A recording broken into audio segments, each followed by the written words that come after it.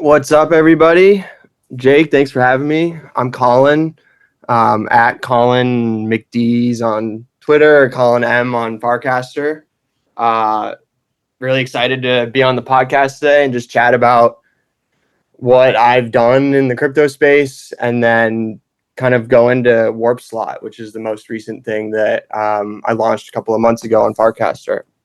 So it's kind of a quick background on myself. I'm originally from Chicago, but I've lived in a bunch of different cities over the course of I'm 25. So over the last 25 years, I lived in San Diego, Dallas, Chicago, San Francisco, Los Angeles, New York.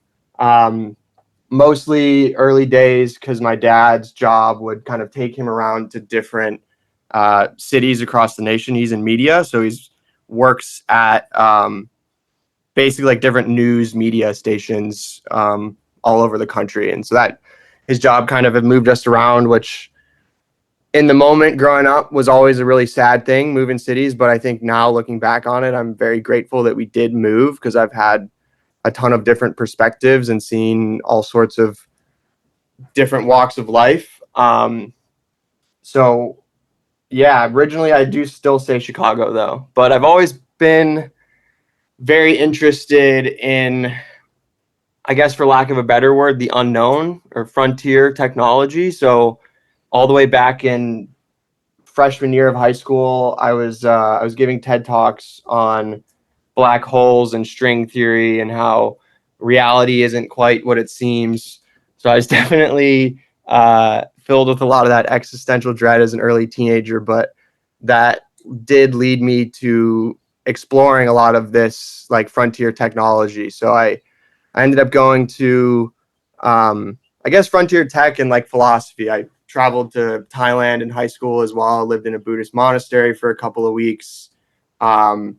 And that really kind of led me to want to study philosophy in college, but wasn't the most practical thing. So the next closest like frontier tech for me was the brain. So I studied cognitive science, data science, and I actually was able to graduate with a minor in blockchain technology. So I actually met my co-founder for Warp Slot in a Bitcoin class that I took for a semester, I think senior year of college.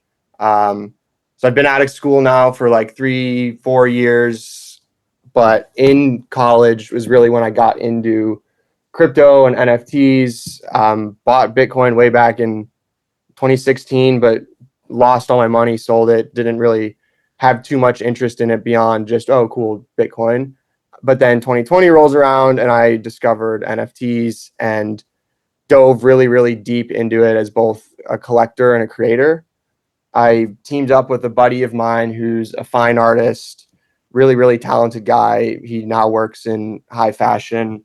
We started an NFT project called Tweak Labs with a kind of a whole world building piece around it where we created these 100 unique characters. And then from that, we did a generative project.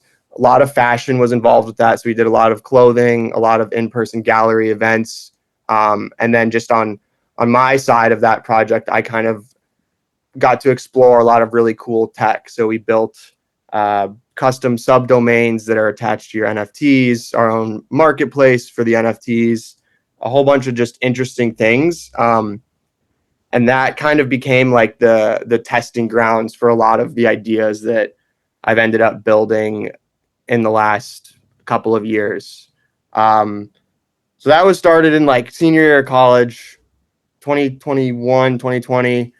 And then from there, graduated school, went into the whole startup world, worked on 2 or 3 different NFT projects that had varying levels of success, really cool projects. One was digitizing the world's largest private collection of arms and armor. So literally like swords, axes, helmets, all this stuff from ancient times. We were taking really high res 3D pictures of them and minting them as NFTs to kind of preserve this private collection in a new, unique way. So always been really interested in like starting, launching, and building my own products or projects. But then 2022 or 2023, crypto wasn't going so well, it wasn't too hot. So I actually ended up getting a full-time role that I'm still at now. I work at Red Bull full-time as my 9 to 5. I build apps for the marketing team. So all of our applications are internal, and essentially our clients or our stakeholders are people within the business. So we'll go to someone on culture marketing, which is all of the things that Red Bull does around dance or music, and they'll have a need or something's not very efficient or they're using an old Excel sheet, and my team's job is to actually go out and then build an application for them and improve their workflows. So I've learned a lot on the corporate side and kind of the brand side and what it takes to really build a worldwide brand like Red Bull. I think they're one of the best to ever do it. So I've been using all of my learnings here to then propel all the projects that I work on the side in crypto and AI forward a lot more. And then I guess that brings me now to Farcaster and how I got my start here. So I actually, a year ago, around this time last year when Frames V1 launched, my current partner for WarpSlot, Chris Flatham, super talented developer, we built something called Warp Shop. So we've stuck with the Warp naming conventions, but we built something called Warp Shop that was like the earliest version of porting your Shopify store into a frame. So we used Coinbase Commerce and Shopify to. The site is still up. You can go check it out. It's just still only Frames V1, so you can still make a store, but it's going to be a bit dated. Essentially, you do exactly what you would do with Shopify. You go in, add your products from Shopify, create this frame, and then they're listed for anyone to go out and buy. That was very limited by Frames V1, and Farcaster was not as big as it is now. Frames really had this big pop-off moment. So Warp Shop did really great. We had a lot of people using it. And then as kind of Frames hype died down, we stopped working on that and then shifted focus to other projects, other apps. And with these new mini apps that launched, we actually built Warp Slot, which is the current app that I'm working on. We built that in a Frame V1 originally. So it was just a bunch of GIFs because you couldn't really tap the screen like an app. So you had one button, you just press spin, and then we show a GIF of the spin, the GIF stops, and you figure out if you won or not. Very, very simple, but was still the same idea was still there. And then once they launched mini apps, like, oh shit, we can actually really, really build this into a full-blown application. So I think a couple weeks after the mini apps launched, we then put out Warp Slot, which is a meme coin dispenser, as we like to call it. You can go on, you spin for free 5 times a day, and you win any random assortment of coins on Base. And we have, I think we're now at like 1.5 million spins, 55,000 users. We average around 40,000 spins every day. So if everyone gets 5 spins, it's around 8,000 daily active users, a little bit more. Not everyone's using all 5 every day. But it's been great. It's really cool to see the growth of this app and how much people actually resonate with not just like the degen meme coin gambling side, but also the distribution, advertising, and marketing side of the project. So that's kind of my long-winded intro. Sorry if that was a little bit long. No, it's perfect. It is perfect. I appreciate the story. It's great to have all the context, and I'll probably save my questions around black holes and all that for another conversation because I know we've got about 45 minutes here. But sounds really interesting, and obviously you've been into big ideas for a long time.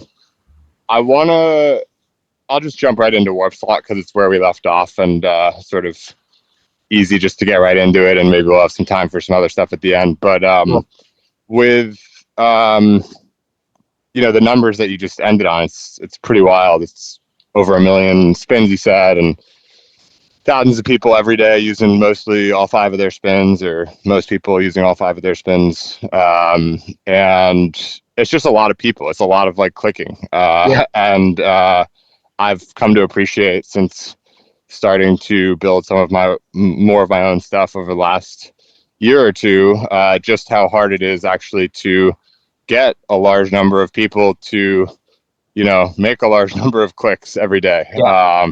And so I don't know, like obviously with the V1 frame was quite limited. I hadn't come across Warp Slot at that time, only more recently with the V2/Mini app. Yeah, we actually never launched it. We never launched it. We had a partner company that we were doing it with, and then they kind of didn't want to do it anymore, I guess. And so we were like, all right, we're just gonna rebuild it for ourselves. So we actually never launched it. Right. So that's makes sense that I didn't come across it then. But Warp Slot, as we know it now, I don't know if it was like the day that it launched or something, but it was like very, very quickly. It felt like it made a splash immediately with the initial coins that you guys included, and very quickly I was well aware of it and using it and everything like that. And then shortly after, you were nice enough to put QR on the slot. I think we've still got some QR coins in there for people to win out, which is nice. But yeah, so it's sort of like an immediate success in a lot of ways, and maybe more impressively than that, the persistence of it, that people are, like you said, every day, thousands of people, 5 spins per, and it makes sense. I mean, to some extent, you spin, it's fun, and it's free money. But what I was initially surprised with was like, it's really a very small amount of money. And for people to like actually take the time to go and action, the spins every day, it sort of opened my mind to, the possibility that maybe the amount almost doesn't matter in a way. So I'm curious, like, there's the amount of money that you've decided to give per win. There's the coins that you decided to start with and have decided to add since then. There's the number of spins per day being 5. I've always been interested in, like, well, not always, but in recent years, I've become interested in, this concept of like sort of, I think Wordle was sort of like the first thing where it's like, okay, here's this game that you play once a day, and now I know New York Times has like sort of a suite of these games that a lot of people can't seem to get enough of. And sort of the daily ritual of like a simple game that actually constrains your ability to play lots of rounds in an effort to sort of like keep you coming back every day for just the 1 round, or in Warp Slot's case, just the 5 rounds. So I'm curious just sort of to get like a overall perspective on some of the, I guess, design decisions, if you will, around like, amount of money, number of plays per day, number of coins to start with, which coins to start with. You don't have to go through all these things. Obviously, it's, be like a 7-part question, but any of them that sort of resonate as worth talking about, or maybe some of the ones that were more obvious decisions, or some of the ones that were more difficult decisions, just to sort of like better understand how you thought about the initial version of the game, which obviously struck a chord and continues to strike a chord. Yeah. So on the initial coins that we included, the idea kind of was, we decided this like before we launched, but we wanted to keep it as sort of a premier experience, or a really nice high-end experience. So we purposefully started with only, I think we had 4 coins: Hire, MFer, Degen, and Clanker. Those coins specifically because I feel like everyone in Farcaster owns them, knows them. They're very prominent in the ecosystem. So it felt right to include these initially. And we actually worked with each one of the teams or creators or community of those tokens to really amplify the launch. But we started with those because it felt right to kind of pay homage to the Farcaster ecosystem and the coins that have made it what it is today. And then any coins kind of after that, we're very manually adding them. We essentially either reach out to creators like yourself or they reach out to us, and we do a pretty thorough just vetting job of what is this coin, who's behind it, is it an active coin that someone's working on, is it a meme coin, is it an app coin, and kind of use our best judgment and a set of criteria to decide whether or not we should add a coin. Because I think we came to the conclusion that if we let any coin launched ever into the machine, it would eventually, people would stop using it because they're getting coins that they don't want or they don't care about, or they might even just see as like spam tokens, and that kind of ruins the experience. And in terms of like the amount given out, this was definitely, we've gotten a lot of feedback on this point throughout the entire life cycle of it, and even before. But the biggest piece of feedback was if someone would go in and play 2 days in a row, 3 days in a row, and win 0 times, just have no wins at all. We found that majority, or more than half of the users that lost 3 days, 4 days in a row would end up not coming back because they get bored of it. They get sick of it. They're like, I can't win this thing. Like, I'm over it. I don't want to spin anymore. And so that was a really big insight for us. Like, it wasn't so much that they had the opportunity. When we first launched, the prizes were a lot larger. So it was more like $1 versus now it's like 5 to 10 cents. But we found out that just people would lose interest. And so having any sort of win every day, or at least every other day, was a huge thing in retaining people. And we found that the amount, it matters for sure. The more money you have to give out and the larger the prize is, obviously people are going to want to come back more. But we found out that the dopamine hit of like, oh my God, I just won, and like flashing lights, and you're at it on the leaderboard, and like you get something sent to your wallet immediately. Like that little hit of dopamine and satisfaction was all it really takes to get people to keep coming back. And we believed that, and still do, if people keep coming back to win coins, then that's more users. More users equals more value for the people that are adding their tokens. The more value you have of tokens, the more users come. And it's this kind of compounding cycle of, let's just try to see if we can get people coming back every single day. And then we can really work hard on scaling the amount of tokens in the machine, which therefore increases the amount you win per spin. But it was around like, we targeted around, we wanted people to win at least one time per day. So I think the percent chance varies between like 20 to 35% chance that you'll win any given spin. And with 5 spins, that equates to, on average, people are winning at least one time a day. I don't think I've seen many people, since we kind of adjusted these probabilities, lose 2 to 3 days in a row.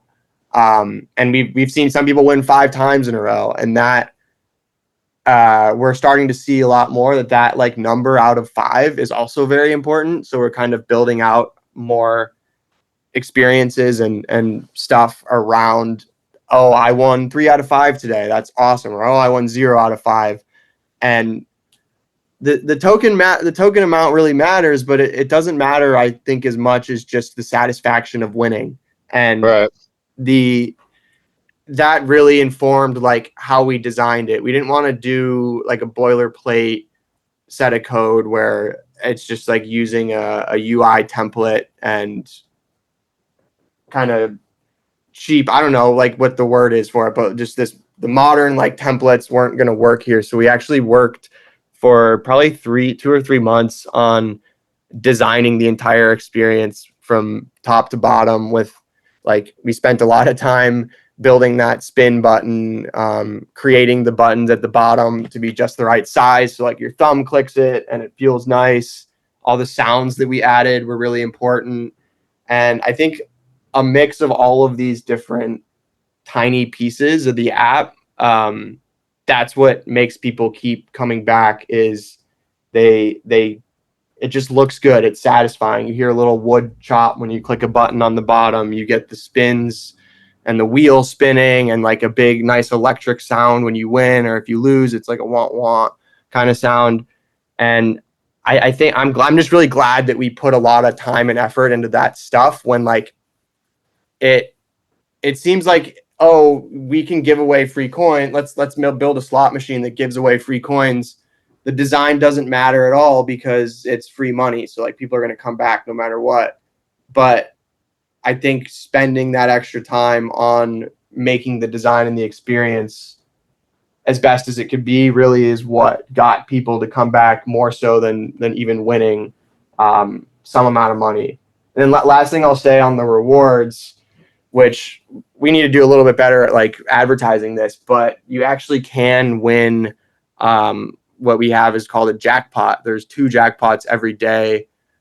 We try to make it really easy for people to post, like share when they win the jackpot, because that's what gets other people to see it. It's a slightly different winning screen, but if you win a jackpot, you win 100 times the normal prize, which still is only like a couple bucks, but it's actually starting to get to be a more significant amount of money. And that's like, I think a 1 in 2,000 chance that you win the jackpot. And there's 2 of those a day. So we have really tried to vary. Let's give people bigger wins because one person winning a lot is great, but also we want many people to win a little bit at the same time. Yeah, that makes a ton of sense. Really interesting answer. And I wonder if you guys could, to basically amplify the jackpot winner each day, like whether or not they share it, you guys could potentially share it and like tag them or, whatever. And just like, I feel like if I saw from you guys every day, so-and-so, and it might be someone I recognize, more likely just based on the number of people playing, it's probably not. But, some Farcaster user won, X amount of Y currency every day. And in addition to like sort of the volume of people winning and all of that, it's just sort of like an interesting thing to see every day. It's like sort of like a barbell approach, I guess, of like, a bunch of people winning small amounts and then one person winning, or, a few people winning large amounts every day is pretty cool. But yeah, I hear like from you, like sort of like a lot of conviction basically in, that people are coming back day after day for the overall winning experience, independent of these, specific amount. And I think that's just a really interesting sort of insight, like whether it's $1 or 10 cents, the experience itself is worth probably more than either of those amounts, or maybe significantly more than either of those amounts. And in order to sort of make something like this viable, the Wordle approach of like a spin a day doesn't really work, because like in a sense, like with Wordle, you're basically, you are winning every day. I think at least most people, like maybe not every day, but most people, like you can sort of, it's just a matter of like how quickly you're going to win. But like eventually you'll sort of like get the word, or at least it's a very high win rate, similar to how many times you would expect to win at least 1 out of 5 spins. And so like that sort of justifies the spin count in a lot of ways, so that you can have, like, I don't think you want someone winning the slots like every time necessarily, but if you have them winning, X out of 5 times every day, then it's still like sort of a game of chance that you feel like you're gonna, it's not like an automatic win or something, so it adds the excitement and the sort of scarcity of it, but at the same time you're having at least like a dopamine hit per day, sometimes 2, sometimes even up to 5. So I think that makes a lot of sense. I was curious if a lot of people, like, I sort of go back and forth on this, how much time to spend on, in this case, almost literally the bells and whistles, of like sort of the sounds of the machine and clicking various buttons and all the things that you mentioned that you're glad that you spent the time on 2 or 3 months, it sounded like. And like, I sort of go back and forth between, spend the time to do it right, and, or at least the best that you can think to do it, versus, get the classic sort of like ship fast, get something out there and iterate from there.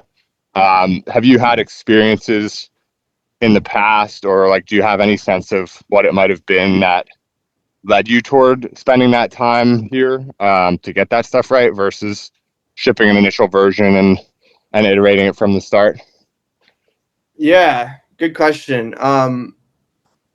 When we launched Warp Shop, the shopping frame, we it started because so with this other NFT project that I had, like I said, we did a lot of fashion stuff with it. I wanted to sell t-shirts through a frame, and so I set up a frame. I actually worked with Young Weekend early on this. We built a frame for my t-shirts and his art prints to sell through Coinbase Commerce, and built those in like 2 days and launched our own frames, and it got really good feedback. It was partially because of the hype of frames early on, but we sold like 5 to 10 times more shirts than if I had just posted on Twitter or Instagram. And so that kind of was like, oh wow, like people actually want to shop through frames, even if it is the hype initially. But we built that in 2 days, launched it, and then had a couple people reach out to us and say, hey, can you help me do this? And then, so I think in literally 24 hours or maybe over a weekend, we built out a way to let anybody build their own frame, kind of using the same infrastructure. So we built that in a day. We came up with the name Warp Shop in 20 minutes and just like yeeted it out there, put it out. The app wasn't even an app at first. It was literally a Google form basically that someone would fill out, and then we would spit back out the frame URL for them. So it was really, really like quick and dirty. And we got a lot of really great excitement around it.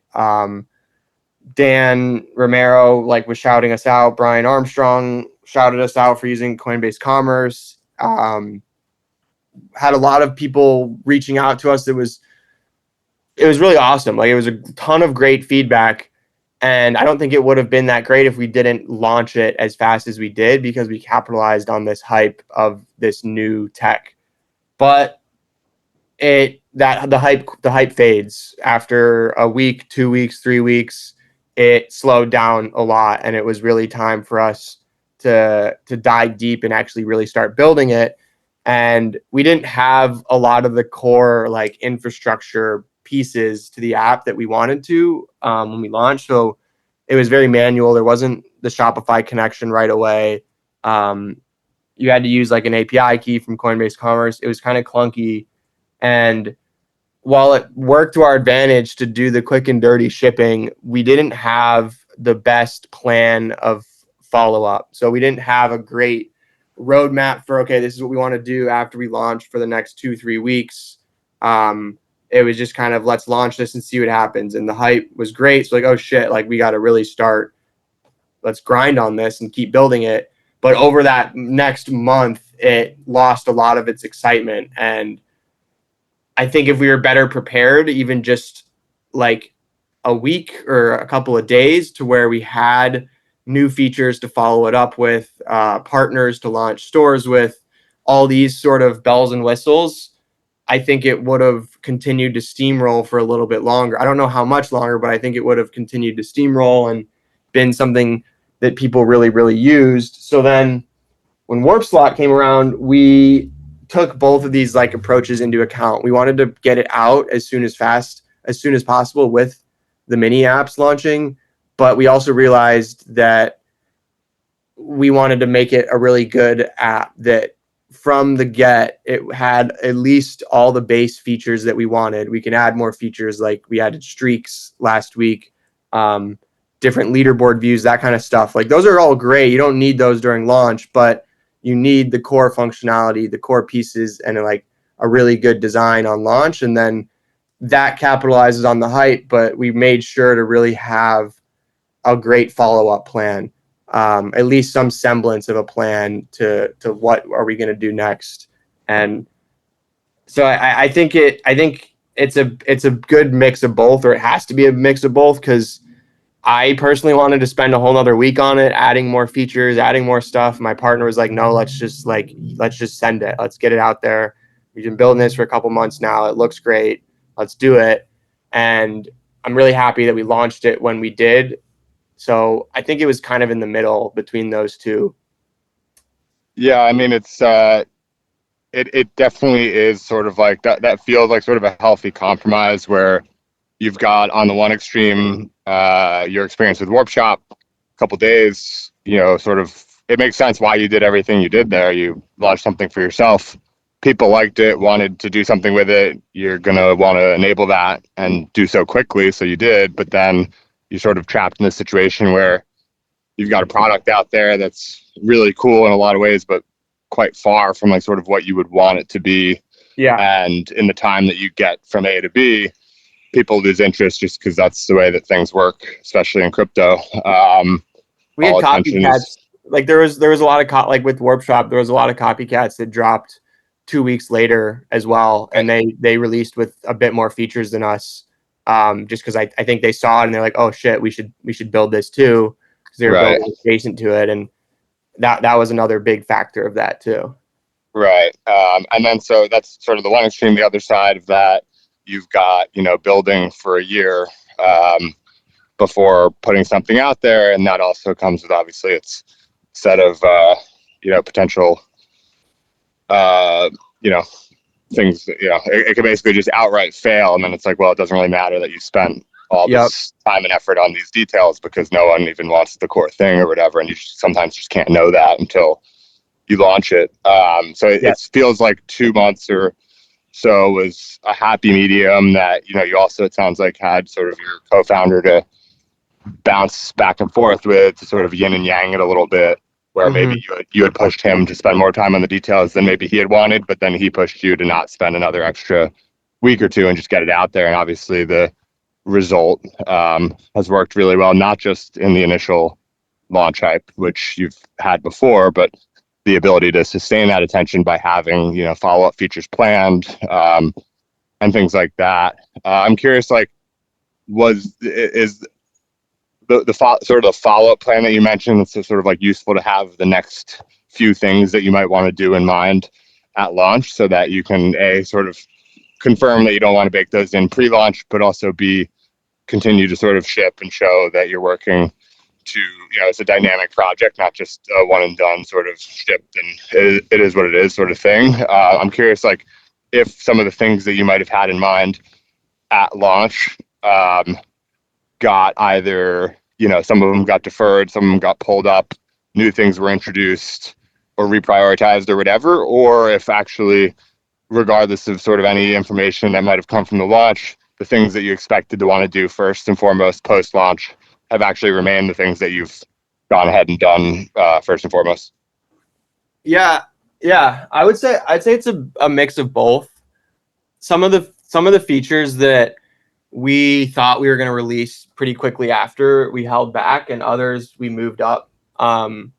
Streaks being one of them. It's just a very good, easy feature that we didn't really have planned initially, but as people kept coming back and we started to calculate all these people that had streaks, we just saw people posting about that specific thing. Like, hey, I've played the last 5 days in a row. Even though we weren't giving them that information, they were still kind of jotting it down in their own heads.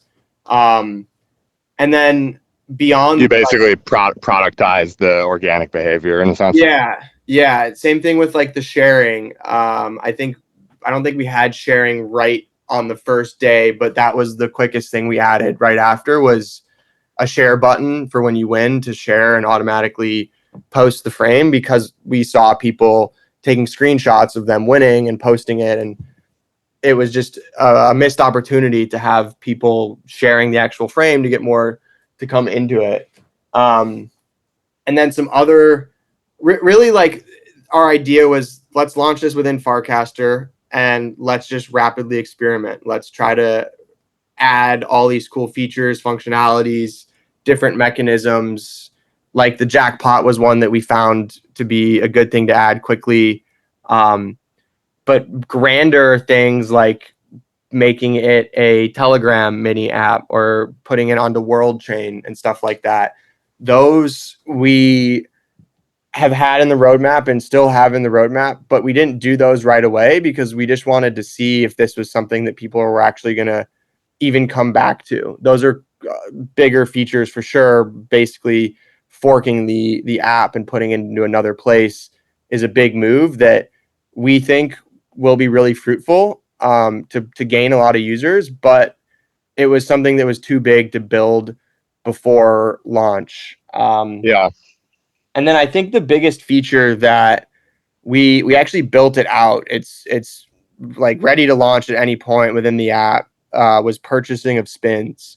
We had a lot of feedback early on from beta testers. They're like, "Hey, I want to buy another spin. Like, can I buy another spin?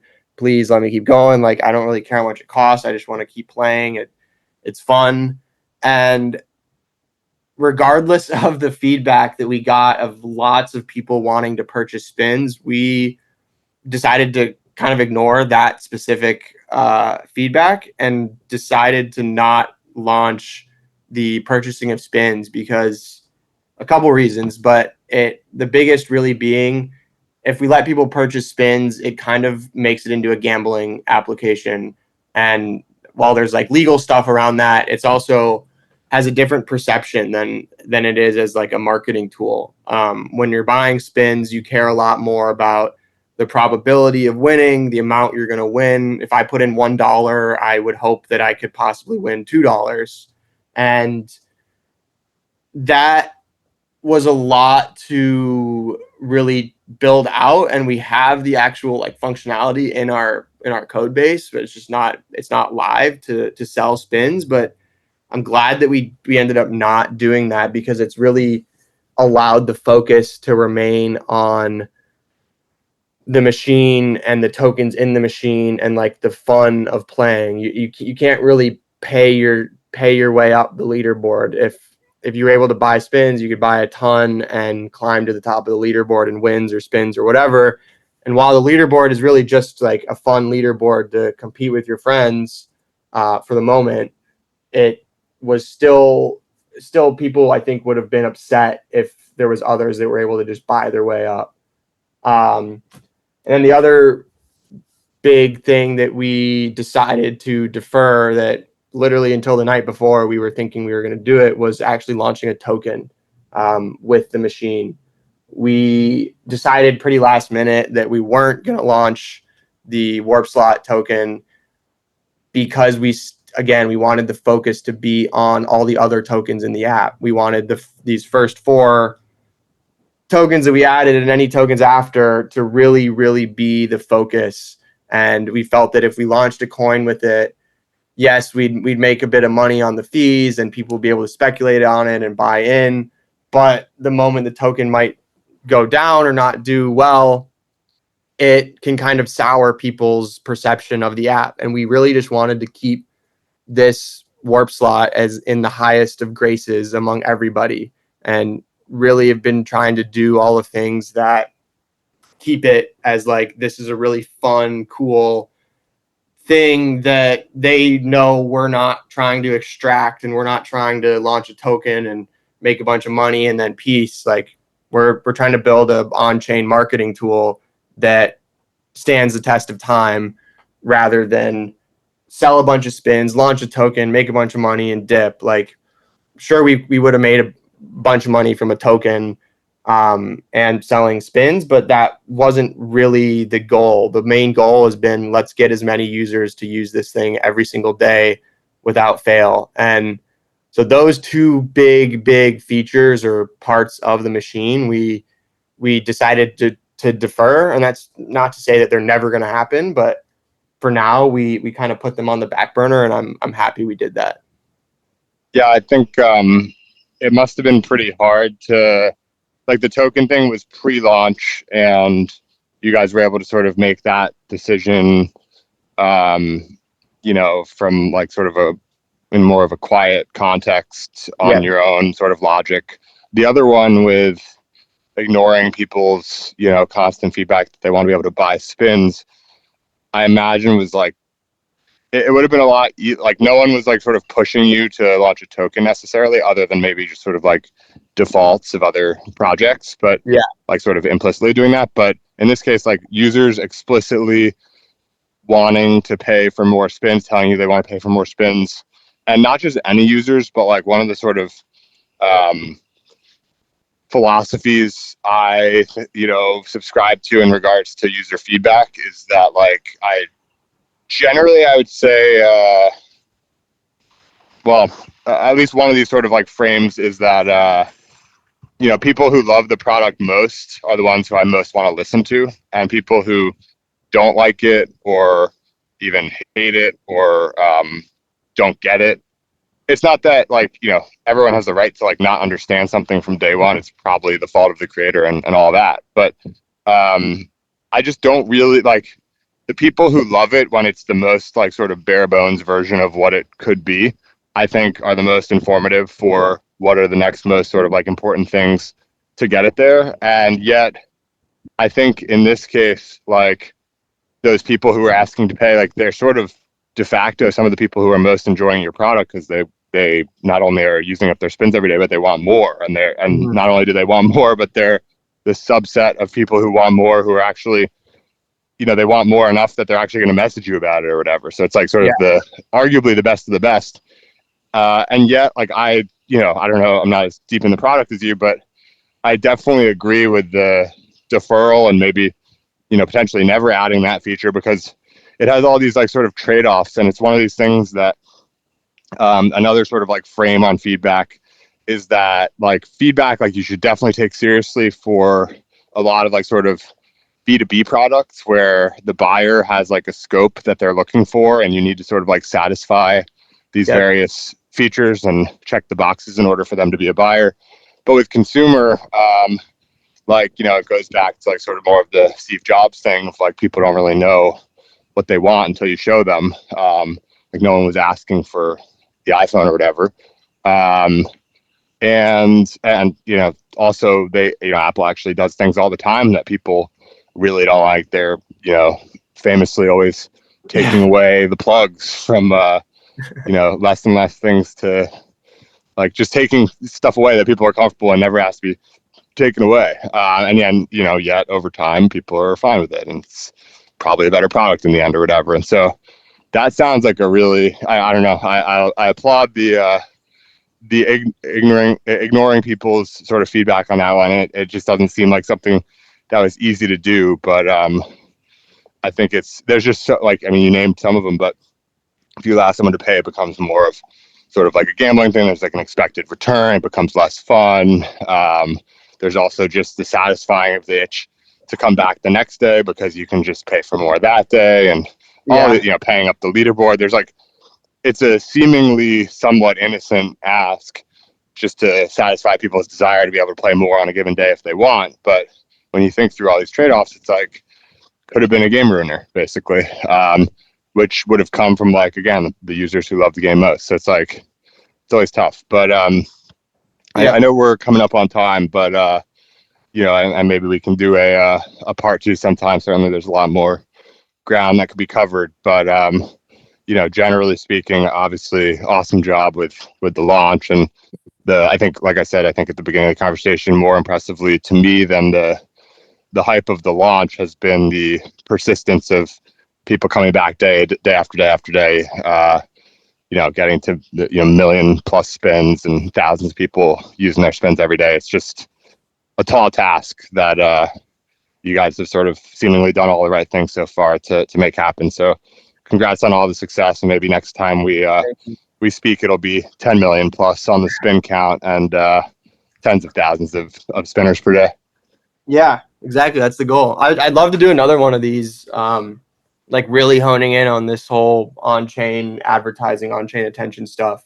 Because I think there's a lot of comparables too with like QR. I mean, we even thought about adding a auction mechanism where like people bid in their own token to add to the machine, and whoever wins has the biggest bid in their token, all those tokens get added. Like we've thought about that kind of too a lot, and that was inspired by your daily auctions. And I just think like any sort of daily action that gets people to go to a site or to an app is super, super powerful. And there's not enough of that yet in crypto. So I'm very excited by Warp Slot, obviously, but also like QR and some of these other attention mechanisms. So I think it'd be super cool to continue talking about that and really dive deep on all that stuff.